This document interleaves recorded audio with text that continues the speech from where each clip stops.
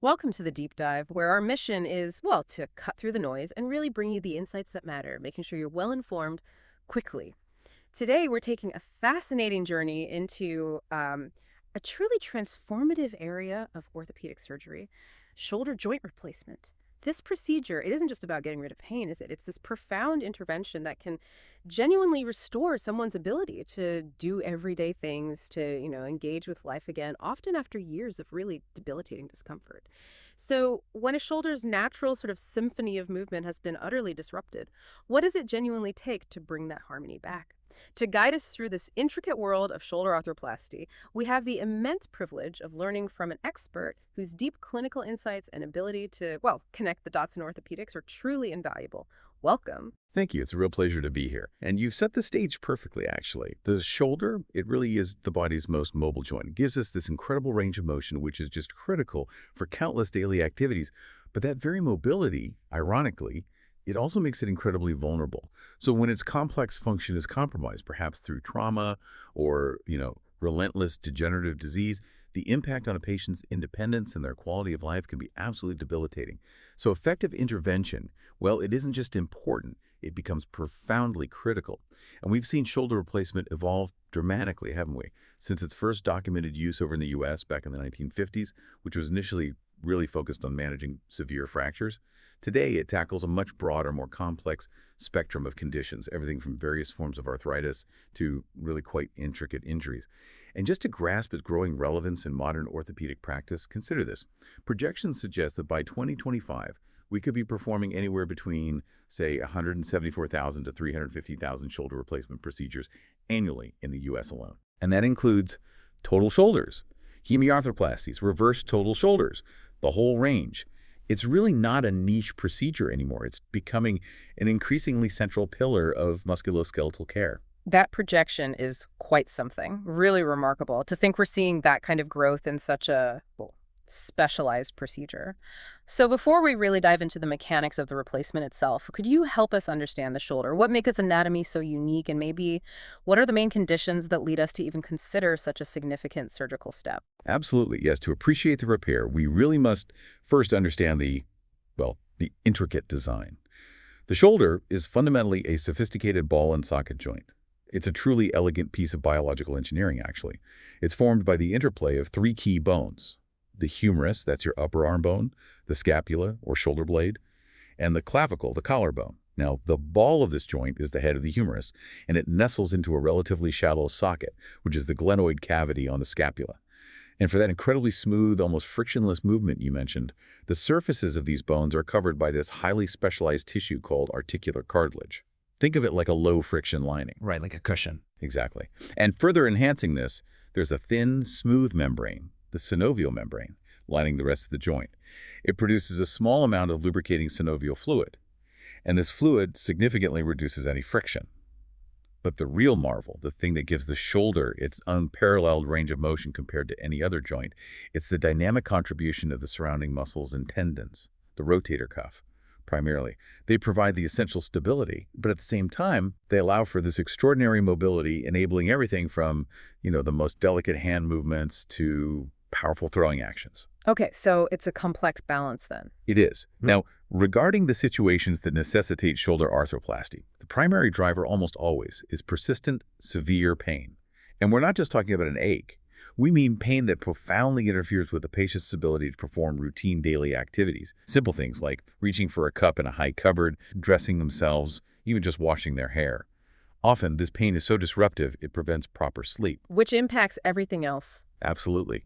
And this debilitating pain is invariably coupled with a significant loss of motion or perhaps pronounced weakness in the arm.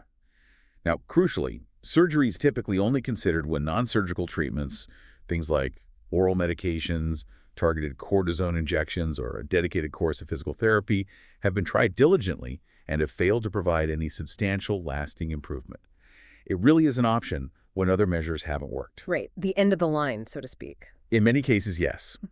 When we look at the specific conditions, several stand out.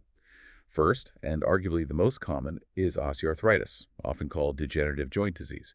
This is essentially that age-related wear and tear, most often seen in people over 50, though we do see it in younger active patients too. What happens is that smooth protective cartilage, the cushion we mentioned, it gradually wears away. Okay. This leads to bone rubbing on bone, which is incredibly painful. You also get pronounced stiffness and the development of bone spurs or osteophytes. Unfortunately, it's a very common reason for replacement, and right now we don't have a definitive way to prevent it progressing. And that's different from rheumatoid arthritis. Yes, quite different. Rheumatoid arthritis is a form of inflammatory arthritis. It's an autoimmune disease where the body's own immune system mistakenly attacks the synovial membrane I described earlier. So this membrane becomes inflamed and thickened, and over time, this chronic inflammation progressively damages the articular cartilage, leading to persistent pain and stiffness. It's actually the most common type of inflammatory arthritis that ends up needing a shoulder replacement. Okay, I see. And you mentioned trauma earlier. Yes, post-traumatic arthritis. This follows a different path. It's a direct consequence of severe shoulder injuries, things like complex fractures of the humeral head or the glenoid, or significant unresolved tears of ligaments and tendons. These injuries can, over time, damage that delicate articular cartilage, resulting in chronic pain and significant functional limitations. You often see it after a bad dislocation or complicated fracture that didn't quite heal perfectly. Makes sense. What about the rotator cuff itself causing arthritis? Ah, yes, that's a specific and particularly challenging condition. Rotator cuff tear arthropathy. This happens when a large, long-standing, and usually irreparable rotator cuff tear leads to profound structural changes within the shoulder joint. This includes developing secondary arthritis and significant destruction of the joint cartilage. It often makes the shoulder profoundly weak and painful. Right. And are there other less common causes? There are. Vascular necrosis or osteonecrosis. This is a very painful condition caused by a disruption of the blood supply to the bone, specifically the humeral head usually. Without adequate blood flow, the bone cells literally die. This leads to collapse of the bone surface and eventually severe joint destruction and arthritis. The risk factors for this can be quite varied. Things like chronic steroid use, complications from deep-sea diving, decompression sickness, heavy alcohol use, certain severe shoulder fractures that damage blood vessels, and even medical conditions like sickle cell disease. That's quite a list. It is. And finally, we should mention severe fractures themselves. When the humeral head is badly shattered, especially in complex patterns, it can be extraordinarily difficult to repair effectively, particularly in older patients whose bones might be osteoporotic. Also, the blood supply to these fractured pieces can be interrupted, often leading to a vascular necrosis within the fracture itself. So in such cases, a shoulder replacement often becomes the most viable option to restore function and alleviate pain, even after what might seem like a minor fall in an elderly person. And what if a previous replacement fails? That's the last point, really. Failed previous shoulder replacement surgery. While primary replacements generally do very well and last a long time, they can occasionally fail. This might be due to the implant loosening over time, wear of the plastic or metal components, developing an infection around the implant, or episodes of dislocation. When these problems arise, a revision surgery, which is a second, often more complex, joint replacement becomes necessary. That's a remarkably clear and comprehensive overview of, well, the shoulder's vulnerabilities. It really highlights just how many paths can lead to such a debilitating state. Now, this is where it gets really fascinating for me. It's clear that shoulder replacement isn't just one procedure, is it? It's more a spectrum of tailored interventions. Could you walk us through the various types of arthroplasty available today and, critically, how a surgeon meticulously decides which is the most appropriate for an individual patient? You've hit on a crucial point there. It is absolutely not a one-size-fits-all solution. Far from it. Each shoulder is unique, each patient's condition is distinct, and so the choice of replacement type is a meticulous process. It demands an experienced surgical team. It's profoundly tailored to the patient's specific pathology, the condition of their surrounding soft tissues, particularly the rotator cuff, and their overall functional needs and expectations. Okay, so where do we start? What's the most common type? Well, let's start with the total shoulder replacement, or TSA. We often call this the anatomic standard because it aims to replicate the natural anatomy as closely as possible. In a conventional TSA, we replace both the damaged humeral head, the ball, with a polished metal ball, and we resurface the glenoid, the socket, with a plastic component usually made of polyethylene. Right. And how are these parts fixed in place? Good question. For the humeral component, the stem that goes down the arm bone, there's been significant evolution. Early designs were simpler, often monoblock. Today, we mainly use modular systems, giving us more flexibility. For fixation, if a patient has excellent bone quality, we might opt for a non-cemented or press-fit component. This relies on the patient's bone growing onto and into the implant surface for long-term stability. Biological fixation. Exactly. However, if the bone is softer, perhaps osteoporotic or in certain complex fracture cases, we use bone cement to fix the humeral component. This provides immediate, robust fixation. Each method has its pros and cons, and the decision also considers potential future revision surgery. Removing a well-integrated press-fit stem can be tricky, but so can removing old cement. Modern components often have special surfaces to encourage that bone ingrowth.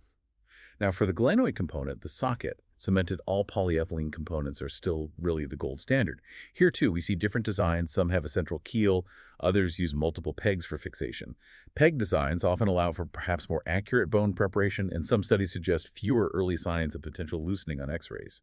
There are even clever designs called self-pressurizing glenoids, aimed at optimizing how the cement cures, creating a stronger bond. It's all about durable, stable fixation. So who is the ideal candidate for this standard TSA? TSA is ideally suited for patients who have that bone-on-bone osteoarthritis, and, this is crucial, an intact and functional rotator cuff.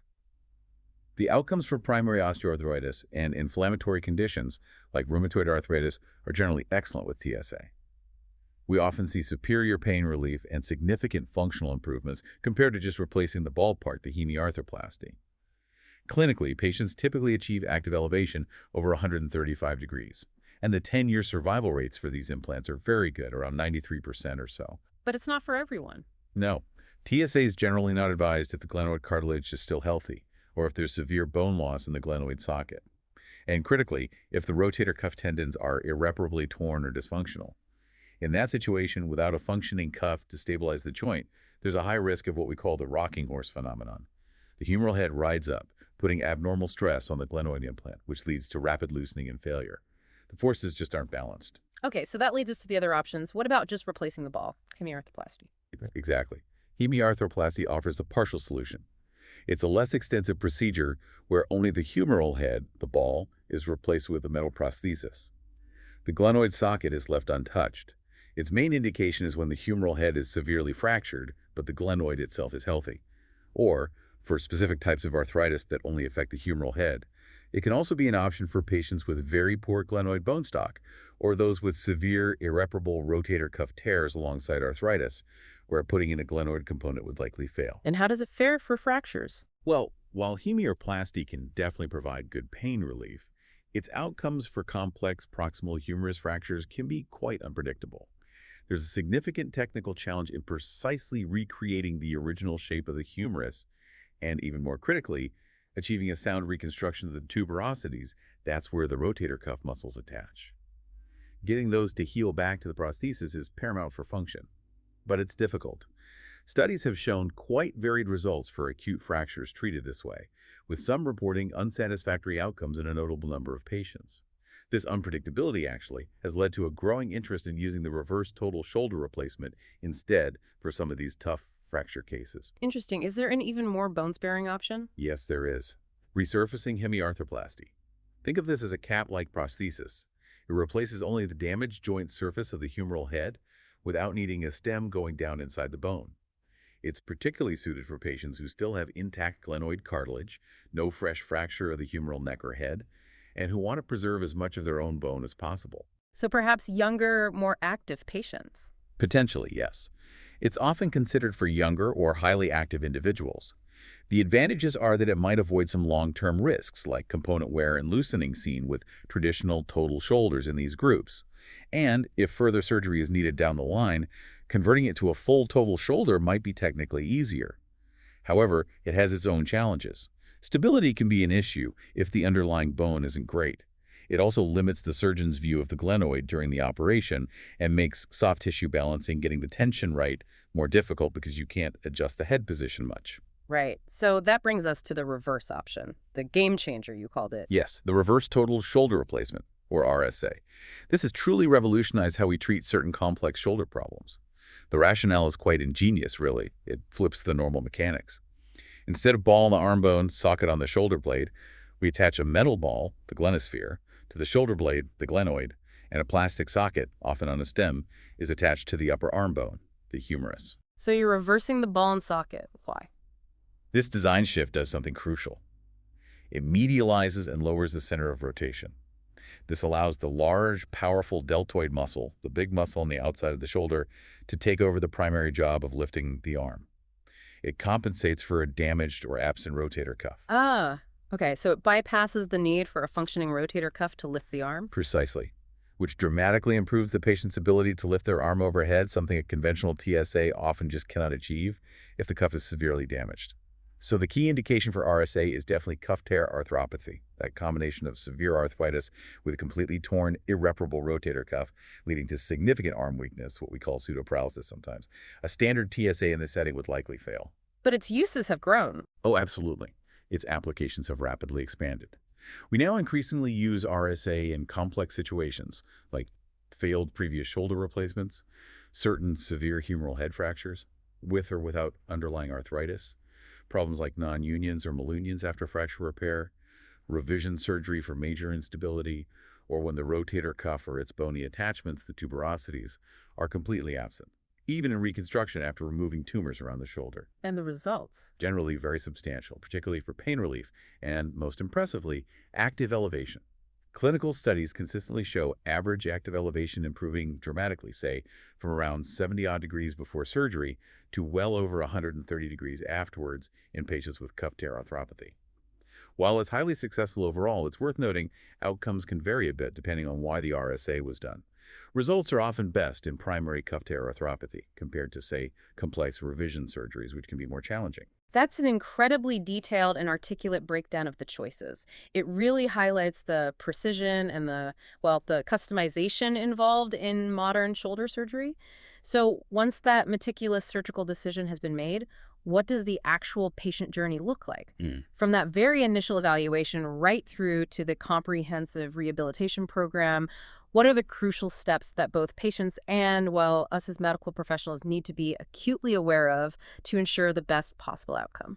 The patient journey, yes, it's definitely a multifaceted process. And getting the best outcome really hinges on meticulous planning and dedicated follow-through at every single stage.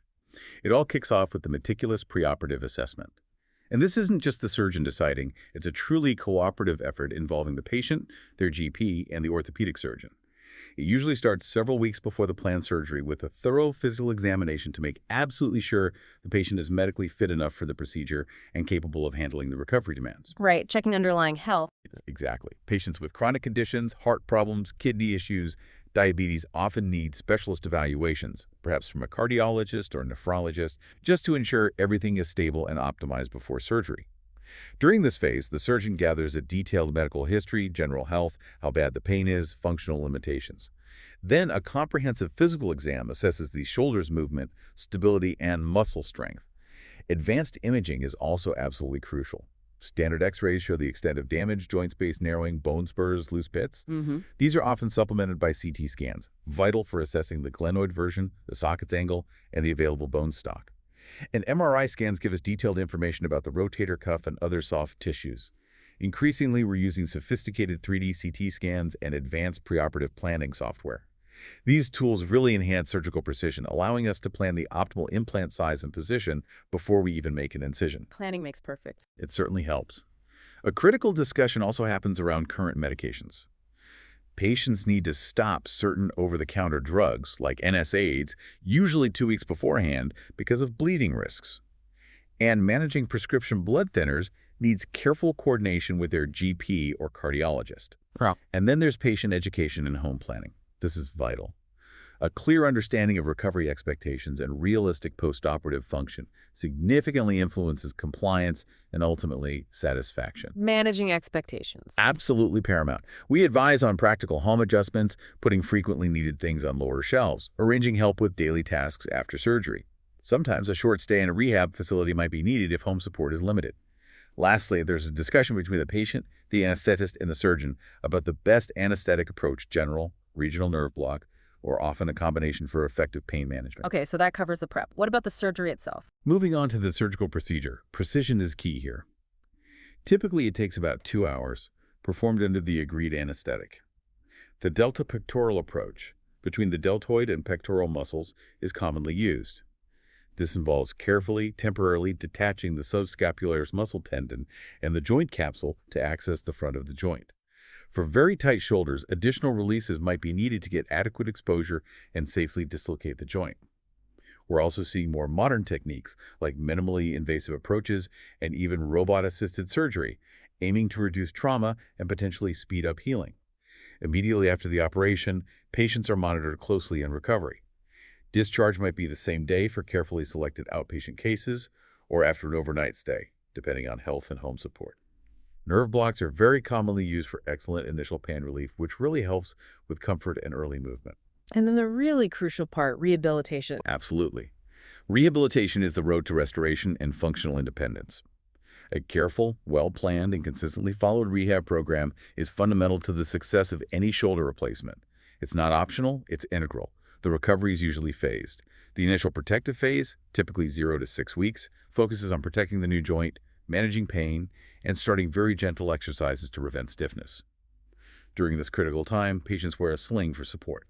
They're given strict instructions. No lifting anything heavier than, say, a glass of water, no forceful muscle contractions, no pushing up from a chair, no reaching behind the back.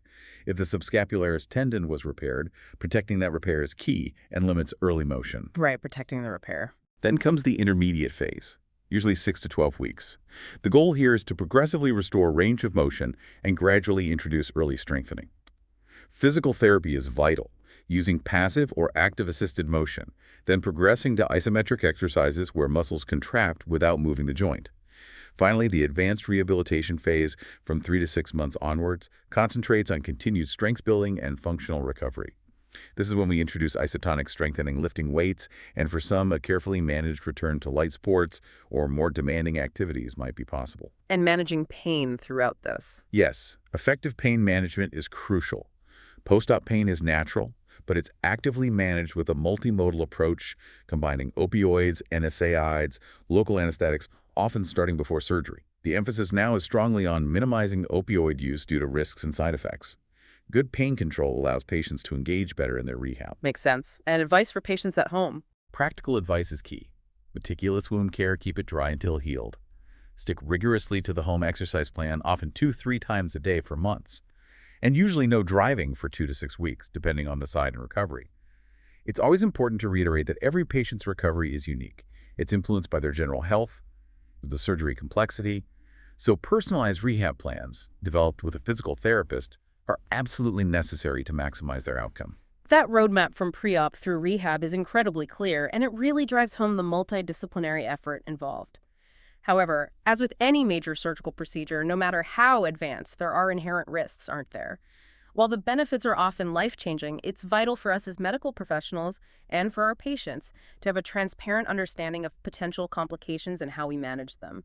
What are the most common challenges you typically encounter, and how has the approach to revision surgery, when needed, evolved? Indeed. While shoulder arthroplasty is highly successful for most, it's essential to acknowledge potential complications. The good news is, most are treatable, often with very good long-term results. A significant challenge we always work to prevent and manage is infection. Now, the rate after primary total shoulder arthroplasty, TSA, is relatively low, maybe 1% to 2%. It can be slightly higher for reverse TSA. What's tricky about deep periprosthetic infections is they can be quite insidious, hard to spot preoperatively. Patients might have normal blood tests, normal white cell counts, normal inflammatory markers. Why is that? It often relates to the bug involved. Cutibacterium acnes used to be called Propionibacterium acnes, is now known to be the most common cause of these slow-growing, indolent infections and subsequent implant failures. It forms biofilms on implants, making diagnosis hard. Standard joint aspiration might miss it.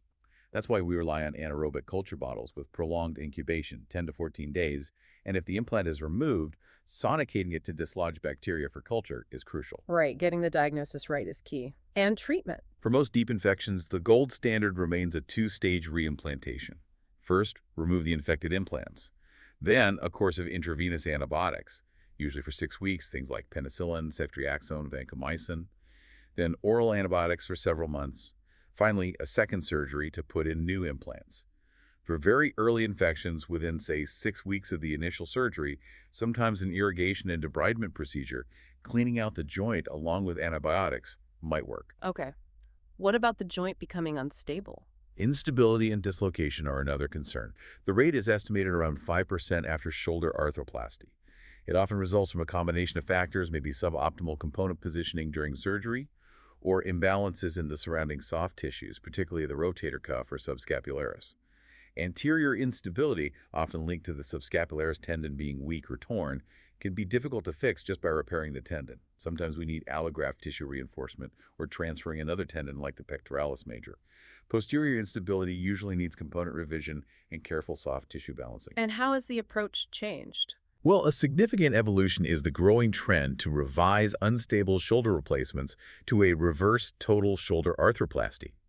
We now recognize the reverse design provides superior inherent stability, leveraging the deltoid muscle better, which can compensate for those soft tissue problems.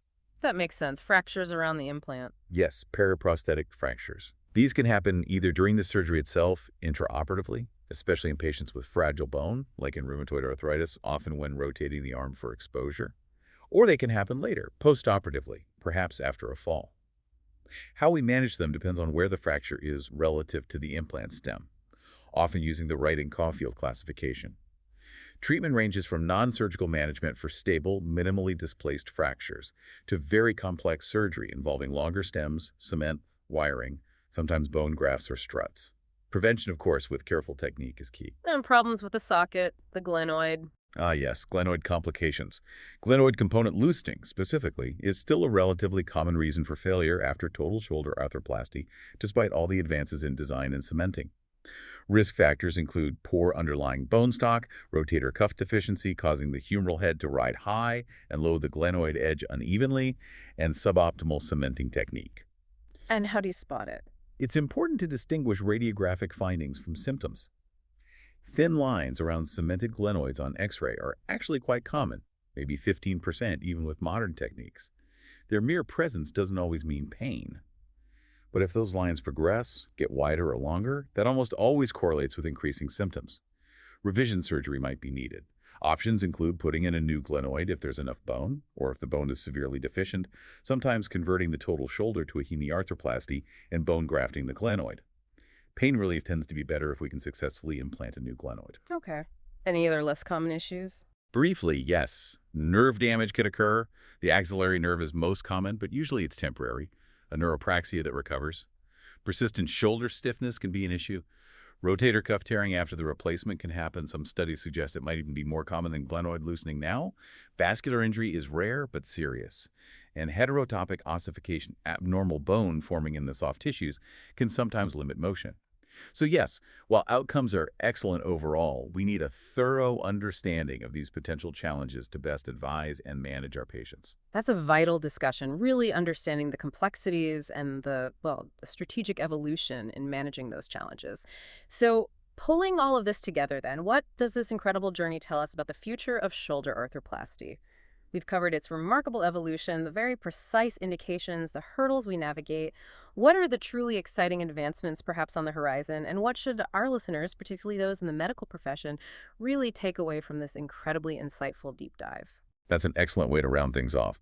The field is undeniably in a state of continuous dynamic advancement. There are constant, robust efforts in research and development, designing newer, better shoulder replacements. This includes a strong push towards less invasive surgical techniques, hoping to reduce patient trauma, speed up recovery, and relentless refinement of implant materials. For instance, we're seeing very promising work with porous metals like titanium or tantalum for cementless glenoid components. These might offer better long-term biological fixation and tackle some of those loosening issues we discussed. In technology's role. Yes, technology is playing an increasingly pivotal role. The use of navigation systems, particularly in reverse total shoulder arthroplasty, is a great example. Studies suggest it can decrease postoperative complications, lead to fewer dislocations. And crucially, we're seeing notable improvements in functional outcomes, better range of motion, improved strength when navigation guides implant placement towards greater accuracy. It's really enhancing surgical precision. A broader trend across orthopedics, certainly including shoulder arthroplasty, is the move towards data-driven decisions. We're collecting more and more robust clinical data. This helps us determine with greater accuracy which patients are the very best candidates for specific types of replacement. So it means a shift towards highly personalized treatment recommendations, moving away from a one-size-fits-all approach towards bespoke interventions based on strong evidence. Tailoring the treatment to the individual. Precisely. And ultimately, the unwavering focus remains squarely on patient-centered outcomes. We consistently see significant improvements in patient-reported outcome measures, PROMs, after surgery.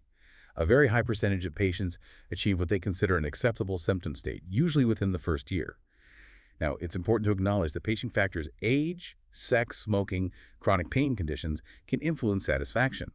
This just reinforces the need for realistic patient education and managing expectations about their functional recovery. Also, multimodal pain management protocols, starting pre-op and continuing through recovery, are proving highly effective. They enhance recovery and really encourage patients to actively engage in their rehab. So the key takeaway. The key takeaway is that the success of modern shoulder arthroplasty really hinges on this combination: a meticulous understanding of anatomy, exceptionally precise surgical execution, and a dedicated, tailored rehabilitation program. It genuinely embodies the art and science of orthopedic surgery. We're constantly pushing boundaries to improve patients' quality of life, and that seamless collaboration between surgeons, anesthetists, therapists, and crucially, the patient is absolutely paramount.